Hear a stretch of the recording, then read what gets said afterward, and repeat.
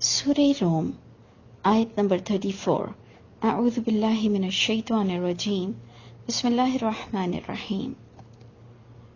ہم پڑھ رہے تھے کہ انسان کو جب اللہ تعالیٰ اپنی رحمتوں سے نوازتے ہیں تو اللہ کے ساتھ دوسروں کو بھی اس کا کریڈٹ دے دیتا ہے، اور جبکہ اسے جب تکلیف پہنچی تھی تو اسے اللہ کے علاوہ کوئی بھی یاد نہیں تھا، پھر اس نے اللہ کو بہت ہی متوجہ ہو کر پکارا تھا۔ یہ ہم نے پچھلی آیت میں پڑھا تھا۔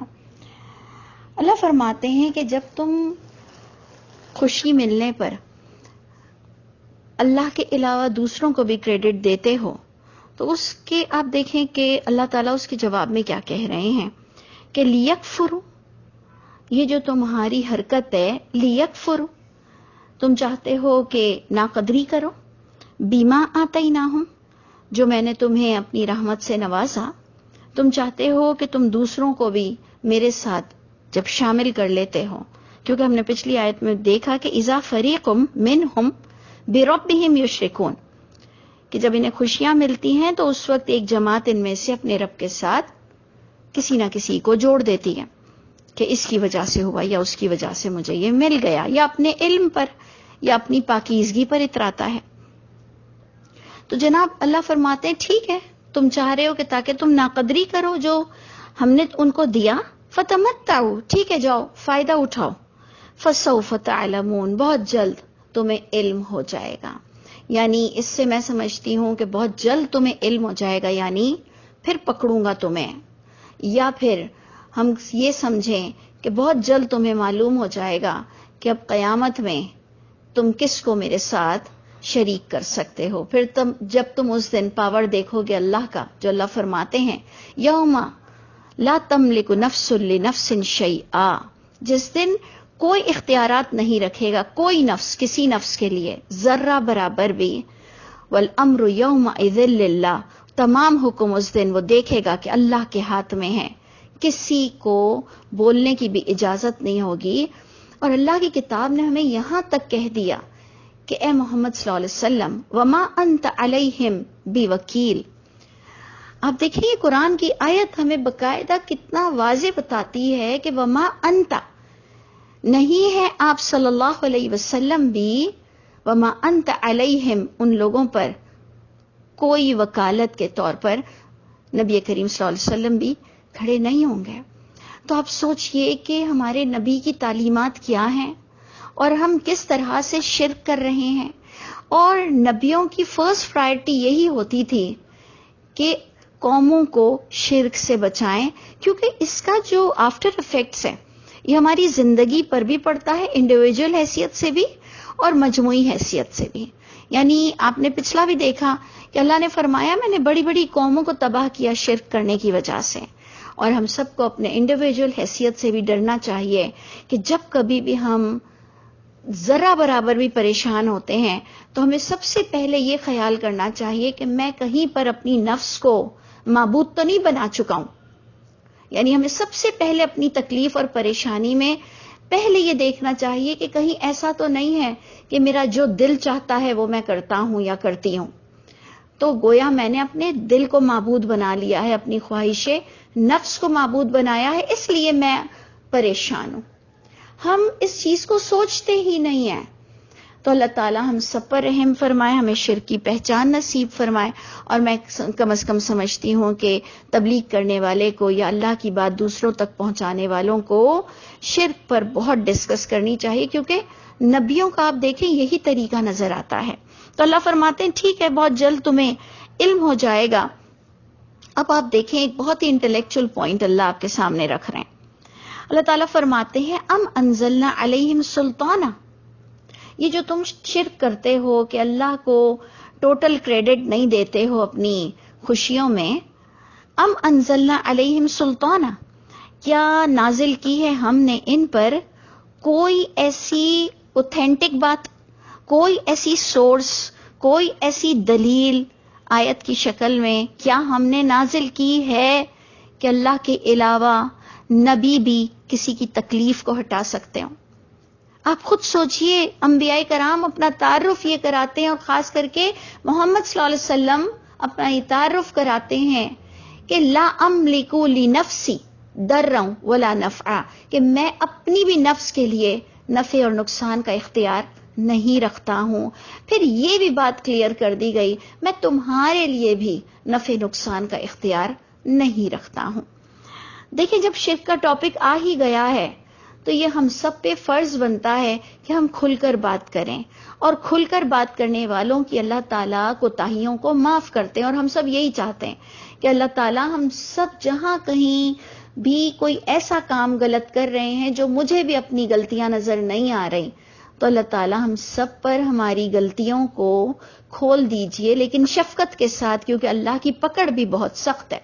تو اللہ آپ تو بہت رؤوف ہیں، شفیق ہیں.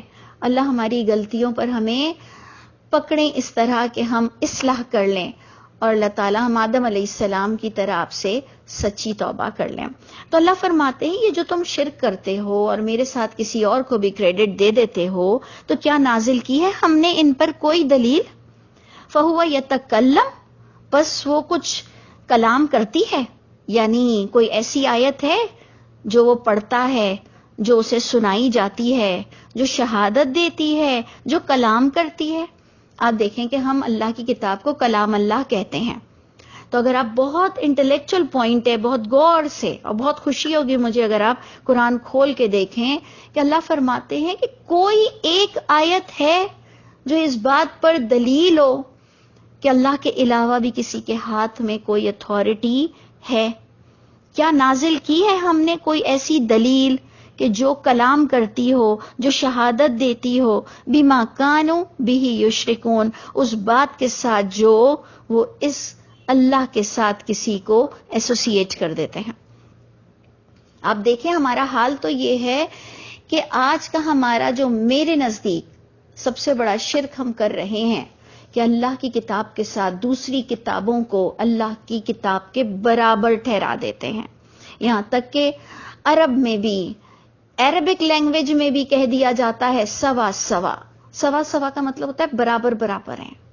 یعنی یہ انبلیویبل ورڈز تھے جو میں نے سنے کہ اللہ کی کتاب کے علاوہ جو دوسری کتابیں ہیں وہ برابر برابر ہیں. کبھی ہو ہی نہیں سکتا ایسے.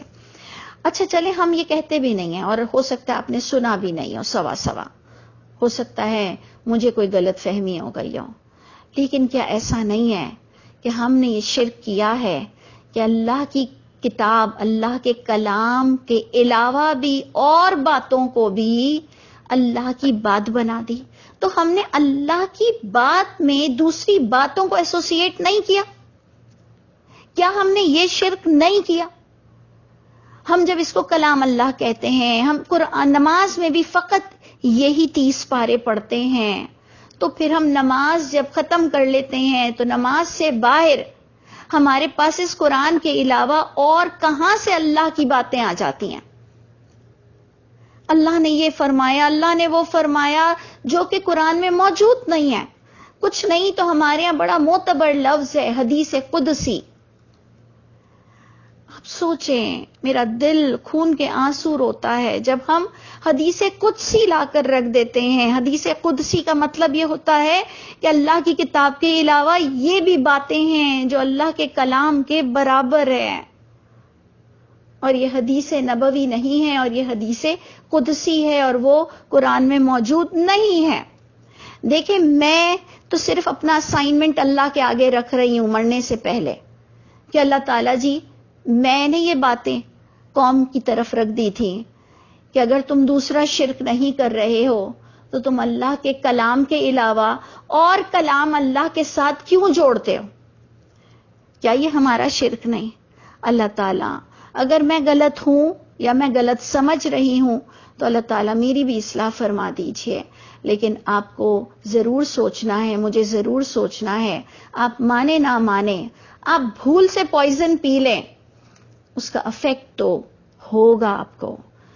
آپ کی غلطی سے آپ پھسلیں نہ پھسلیں، آپ کو آپ کے گرنے کا آفٹر افیکٹ تو ہوگا. تو اس لیے آپ سوچ لیں کہ جب میں اور آپ انجانے میں بھی شرک کریں گے اس کا آفٹر افیکٹ ہم پر ہوگا. اس لیے اللہ تعالی ہم سب کو محفوظ رکھے. ہر ہر مشکل سے ہم سب کو محفوظ رکھے، دنیا کی بھی اور آخرت کی بھی۔ اچھا جی، آگے اس کے ساتھ تھوڑی اور ایک دو آیت لے لیتے ہیں کہ وَإِذَا أَذَقْنَا النَّاسَ، اور جب چکھاتے ہیں ہم لوگوں کو رحمت جب ہم چکھاتے ہیں، فَرِحُوا بِهَا، دیکھیے وہی چیز آ رہی ہے جو پچھلی بتائی گئی کہ جب ہم چکھاتے ہیں انسان کو رحمت تو فَرِحُوا بِهَا، بہت خوش ہو جاتا ہے، بہت فرحت محسوس کرتا ہے، اترانے لگ جاتا ہے ان رحمتوں کو پا کر۔ وَإِن تُصِبْهُمْ، اور جب اس کو پہنچتی ہے ان لوگوں کو سیئہ، پریشانیاں، برائیاں، بِمَا قَدَّمَتْ أَيْدِيهِمْ، بسبب جو آگے بھیجا ان کے ہاتھوں نے، یعنی یہاں باقاعدہ یہ بات بتائی جا رہی ہے کہ تمہاری اپنی شرک کی وجہ سے جب تمہیں تکلیف پہنچتی ہے تو اذا ہم یقنتون، اس وقت اس تکلیف کو دیکھ کر بالکل مایوس ہو جاتے ہو۔ یہ بھی آپ دیکھیں کہ کہیں شرکیہ ایلیمنٹ تو نہیں کہ ہم تکلیف کو دیکھ کر ایسا لگتا ہے کہ اب خوشیاں تو لوٹ ہی نہیں سکتی ہیں، تو گویا ہم اللہ سے بھی مایوس ہو گئے۔ اس لیے اب مجھے وہ جو ایک سٹیٹمنٹ ہمارا چلتا ہے کہ مایوسی کفر ہے، تو اگر اب کوئی مجھ سے پوچھے کہ کیا مایوسی کفر ہے، قرآن کو ٹیلی کر رہا ہے، تو میں یہ کہہ سکتی ہوں کہ ہاں، یہ کچھ تو بہت حد تک یہ قرآن کی بات کو ہی تصدیق کر رہا ہے کہ مایوسی کفر ہے۔ کہ آپ سمجھتے ہو کیا اللہ بھی ختم ہو گئے؟ کیا اب اللہ تم پر دوبارہ وہ دن نہیں لائیں گے؟ کیا اب تمہارے لیے اچھائی نہیں ہو سکتی؟ تو دیکھیں، یہ ہماری ایکچولی گرومنگ ہو رہی ہے کہ تم سوچا کرو کہ تمہاری اپنی غلطیوں کی وجہ سے تم پر مشکلات آئی ہیں، تو مایوس مت ہو جاؤ، فوراً اللہ کی طرف پلٹ جاؤ۔ جیسے آپ نے پچھلی آیت میں دیکھا کہ جب انسان کو تکلیف آتی ہے تو اپنے رب کی طرف پلٹ جاتا ہے، رجوع کرتا ہے، گڑ گڑاتا ہے۔ تو ہمیں ایک کیٹیگری بیان کی گئی تھی کہ تکلیف میں اللہ کی طرف پلٹ جاتا ہے، اور پھر جب خوشیاں ملتی ہیں تو شرک کرنے لگتا ہے۔ تو میں سمجھتی ہوں یہ ایک دوسری کیٹیگری بیان ہو رہی ہے کہ تکلیف میں بہت مایوس ہو جاتا ہے۔ تو اس لیے ہمیں دونوں کیٹیگری کو دیکھنا ہے کہ انشاءاللہ اللہ کرے کہ ہم تکلیف سے بچے رہیں، لیکن خدا نہ خواستہ کوئی تکلیف آئے تو پھر بیسٹ وے یہ ہے کہ اس اللہ کی طرف رجوع کریں گے، اور جب اللہ تعالی ہمیں خوشحال کر دیں گے تو ہم اللہ کے ساتھ کسی کو بھی شامل نہیں کریں گے۔ اور یہ جو دوسری کیٹیگری بیان ہوئی کہ ہم تکلیف پر مایوس بھی نہیں ہوں گے، اور ہم فوراً آدم علیہ السلام کی طرح اللہ کے آگے جھک کر کہیں گے ربنا ظلمنا انفسنا، اے اللہ ہم نے بڑا شرک کیا، بڑا ظلم کیا اپنے آپ پر، ربنا ظلمنا انفسنا وَإِن لَّمْ تَغْفِرْ لَنَا وَتَرْحَمْنَا لَنَكُونَنَّ مِنَ الْخَاسِرِينَ، اگر آپ نے ہمیں نہیں بخشا، اگر آپ نے ہم پر رحم نہ کیا تو ہم ظالموں میں سے ہو جائیں گے۔ اب دیکھیں، ظالم کا معنی قرآن میں آتا ہے حق مارنے والا، شرک کرنے والا۔ آپ دیکھیں آدم علیہ السلام نے وہ پھل کھا کر، نافرمانی کر کر کہا ربنا ظلمنا انفسنا، اللہ میں نے شرک کیا، اللہ میں نے حق مار دیا، اللہ میں نے ظلم کر دیا۔ آپ سوچئے، یہ ہمیں پوری پرفیکٹ ڈیفینیشنز ملتی ہیں کہ جب ہم اپنے دل کی بات کو مانتے ہیں اور اللہ کے خلاف جاتے ہیں تو گویا ہم شرک کرتے ہیں۔ اللہ تعالیٰ مجھ پر اور آپ پر رحم فرمائے اور ہمیں اللہ کے فرما بردار بندوں میں سے کر دیں۔